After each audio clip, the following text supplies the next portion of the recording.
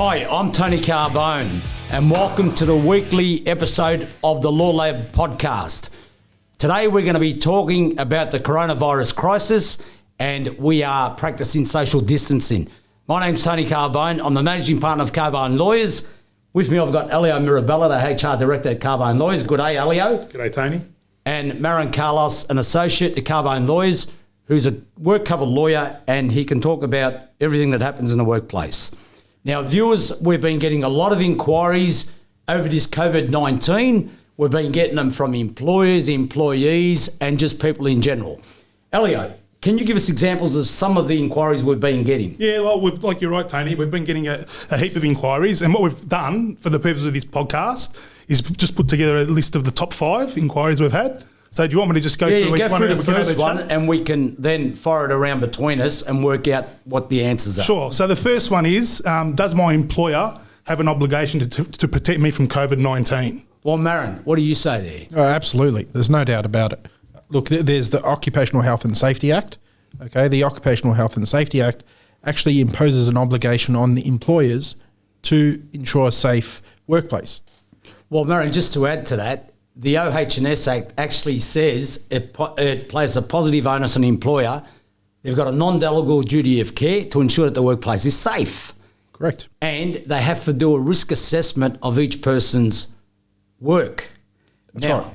In this current environment, they've got to risk assess the place in the sense that they've got to start practicing reasonable practices in ensuring that everyone's safe. That's right. And what about when it comes to education around COVID? Does the employer have an obligation to educate his staff around the risks when it comes to COVID-19? Well, Marin, you know that training's pretty critical in the workplace, isn't it? That's right. So the Occupational Health and Safety Act actually imposes on the employer that they have to identify risks and control risks. Of course. So part of the identification is actually training individuals within their workplace, teaching them what is a risk and controlling that risk, putting measures in place to, really eliminate the risk or minimise it.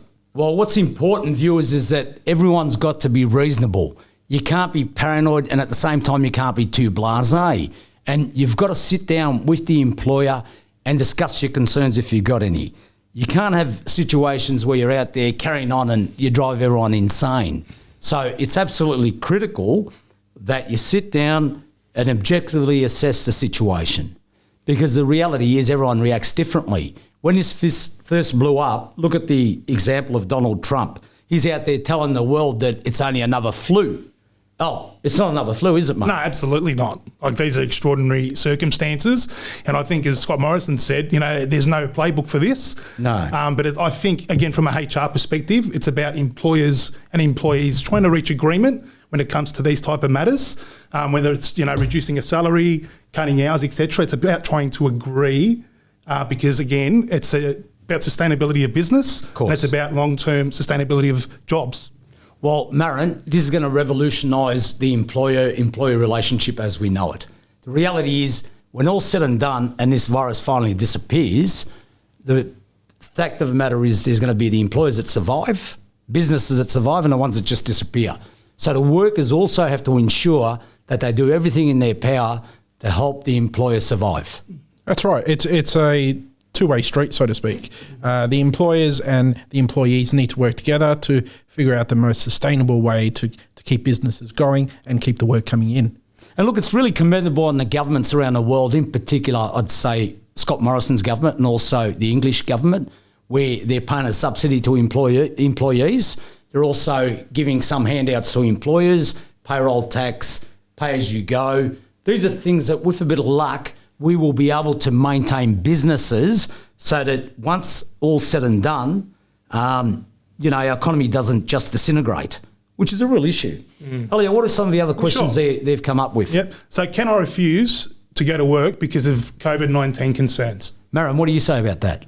Look, there's really sort of two answers to this. In a general sense, no. So if there is a general concern, and that is as far as it goes, not really. An employee cannot refuse to go to work.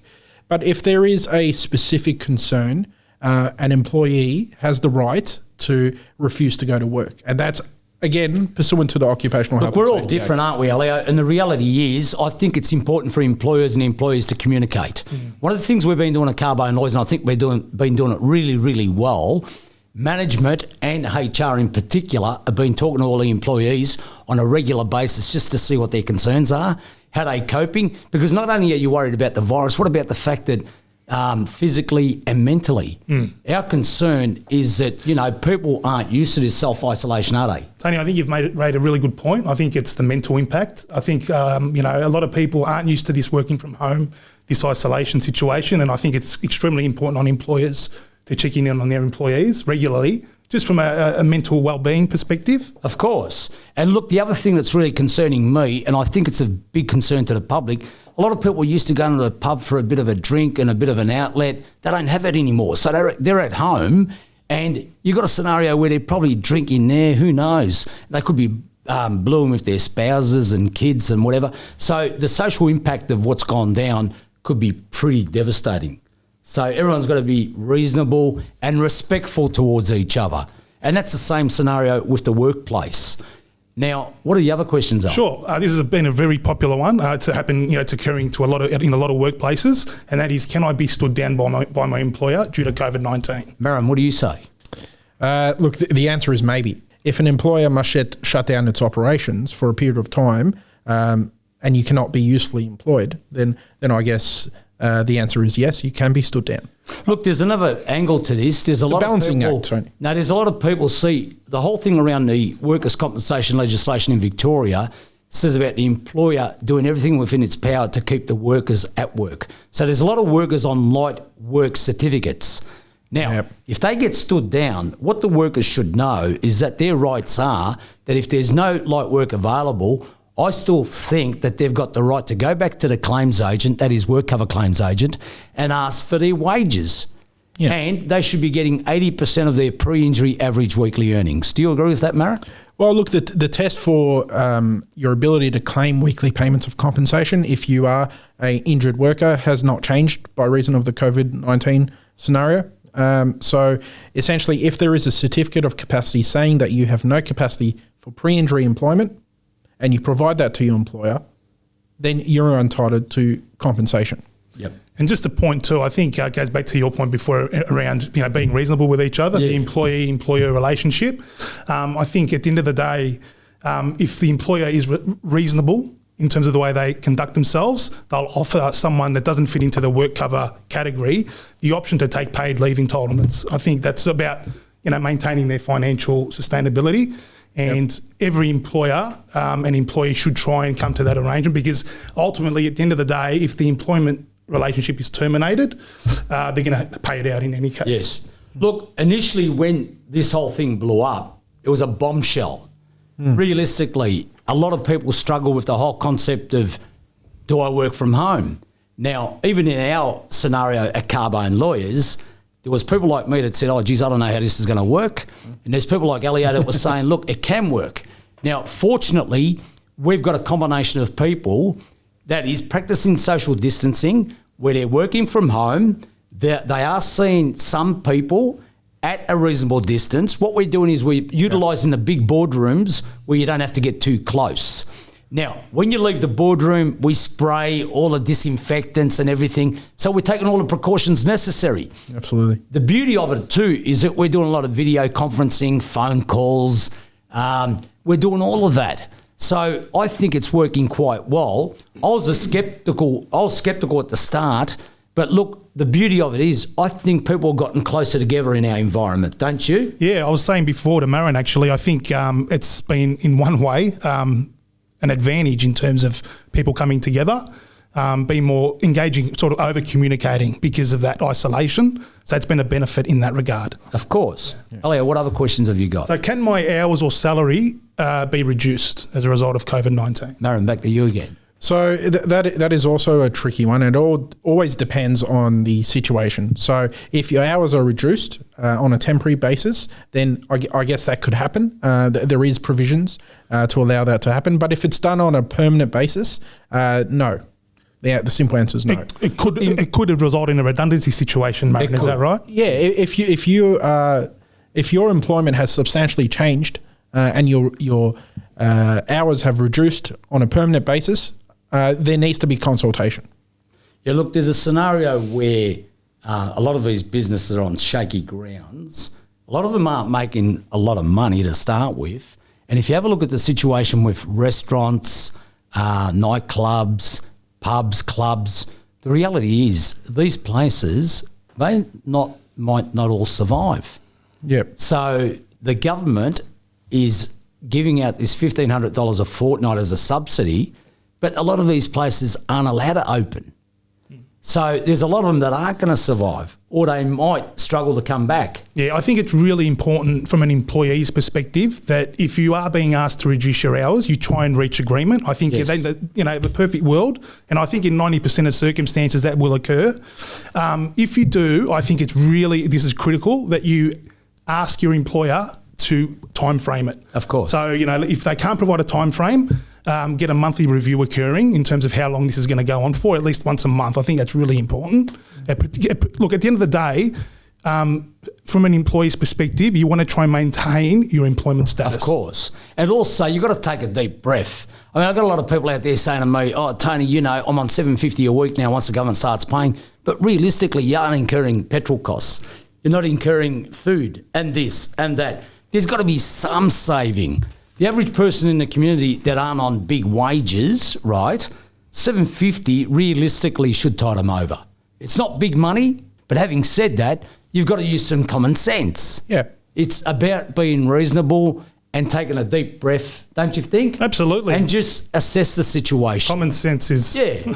Look, we're in a very bad situation and we've got to make the best of a bad situation. Do you agree? Absolutely. Yes. There's no doubt about What it. else is there? So the last one that we've had, it's been a big one, is can my employer take advantage of COVID-19 and sack me because of he or she doesn't like me, or maybe because I've been taking sick leave? So that's been a real concern amongst the public. This is happening a lot, isn't it, Marin? Oh, absolutely. We're getting phone calls all the time saying my employer has terminated me. And they're using the COVID-19 as an excuse. And it's happening all the time now. I'm getting about 2, 3, 4 phone calls a day about this. Yeah, look, believe it or not, this particular problem we've got in society at the moment is causing a lot of psychological problems. Because, see, employers, in a lot of instances in the inquiries I've been getting, have been intimidating, harassing and bullying employees. Now, in a circumstance where someone is paranoid about contracting this virus, and they might be people who've got other pre-existing conditions like diabetes, etc., the real problem you've got is this. You've got to be understanding as an employee and an employer. The reality is you've got to look at an individual person's situation. From a HR perspective, you can't really pry too much into a person's background, but if they've got some autoimmune condition Yes. and you're putting them in harm's way, you could see how psychologically they could go stir crazy, couldn't they? Absolutely. I think, again, comes down to the employer-employee relationship, being open, Yep. engaging with each other. And as far as I'm concerned, when it comes to, these terminations under this COVID-19 environment, I wouldn't be, it's shaky ground. And if it doesn't feel right, I would try and get legal advice on it. If it doesn't feel right, I think you should get legal advice. And Marin, there's quite a few options here. You might have a claim for work cover, that is benefits, weekly payments and medical expenses, and also possible damages down the track if there's bullying and et cetera attached to it. Yep. You might have a claim for fair work. Yep. And we've seen a few of those already. Yep. Look, what's critical out there for the public is if you've got any concerns, ring us on 1800 369 888. We've got plenty of lawyers on the phones, and because we're actually, most of us working from home, we'll get back to you real quick. Just be patient, we'll get back to you and we'll cover all your concerns. Just whilst we're on the issue of this virus and the impact on society, let's look at the general scenario of you're my neighbour, Marin and Elio. What is the obligation of me to my neighbour? Because, see, when Donoghue and Stevenson was decided back in 1932 in the Privy Council, that established a principle that you've got a duty of care not to injure your neighbour, okay? In simple language, Marin, what it means is this. You can't knowingly go out there and cause someone harm, correct? Correct. In the context of COVID-19, how does that translate?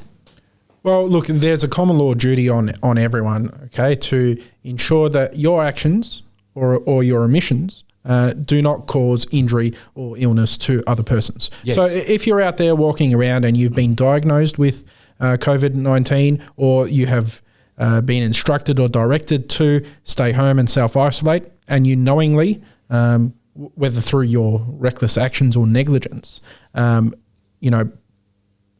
cause someone to contract the virus, you are liable for that. And we know full well, Tony, what this illness is doing to people. There's respiratory problems. Oh, there's course. ongoing problems. Oh, look, we don't really know. We don't at this know, stage of but Marin, what the long-term consequences or effects or repercussions and implications of this virus are going to be permanently from a physical point of view. But you can bet your bottom dollar, psychologically, won't be hard to prove the 10% test under the Wrongs Act. No. Psychiatrically, you've got to have 10% whole person impairment. Wouldn't be hard to get to that. No. And if it causes ongoing respiratory problems, you have a right to claim for that. And also, Elio and Marin, we had that case involving the ski people, the ones that went to Colorado. They've come back. They've gone to cocktail parties. They've gone to Sereno Golf Club. And apparently the people that have been infected, there's a couple that were in ICU. Now, as far as I'm concerned, they got claims because these people knew they had the coronavirus and they're out there socialising when they should be self-isolating. So my personal view is they can be sued. And they better hope that these people that have contracted the virus come out of it okay, because bottom line, if they don't, they're going to have a nice claim for pain and suffering, loss of enjoyment of life, gratuitous services, possible loss of income, and ongoing medical and associated treatment into the future. Correct? No doubt. And I think the government advice has been when you conduct yourself in day-to-day life, you need to act like you actually have the virus to protect others. And that's how I've been acting. And Elio, thank you for coming on board. Thank you. Marin, thank you. Thanks for watching and listening. And go to our website and social media platforms. Go to Facebook, Twitter, Instagram, all of those. And my LinkedIn if you'd like. And stay tuned for our next episode. We've got a ripper coming up on George Pell. Don't say